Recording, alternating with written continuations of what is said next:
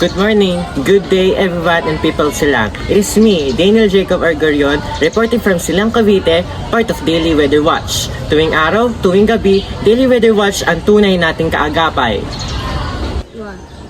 Heavy rains are expected in the eastern parts of the Philippines due to a tropical depression named Damang, the first typhoon to enter the country this year. The Philippine Atmospheric, Geophysical and Astronomical Services Administration or PAGASA said tropical cyclone wind signal number 1 has been issued over the parts of the country as Amang moves westward towards the coast of Catanduanes. Also, as of May 1, 2024, 5 p.m. news reports of the latest heat index are flooding the news.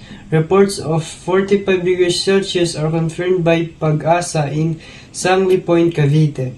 We are advising everyone to stay hydrated to beat the heat and stay updated on the latest news as new reporters come in.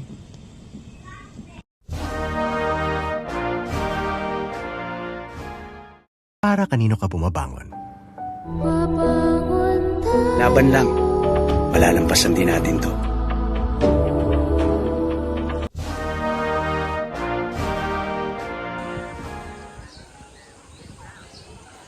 Thank you, and we also cannot miss a 3-day weather forecast from PAGASA. Let's start by this day, May 12, 2024.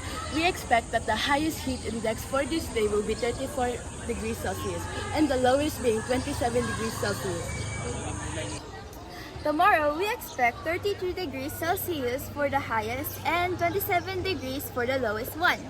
Lastly, for May 4, 2024, we expect that 33 degrees Celsius and 26 degrees Celsius for the lowest. Stay hydrated and stay safe, everyone.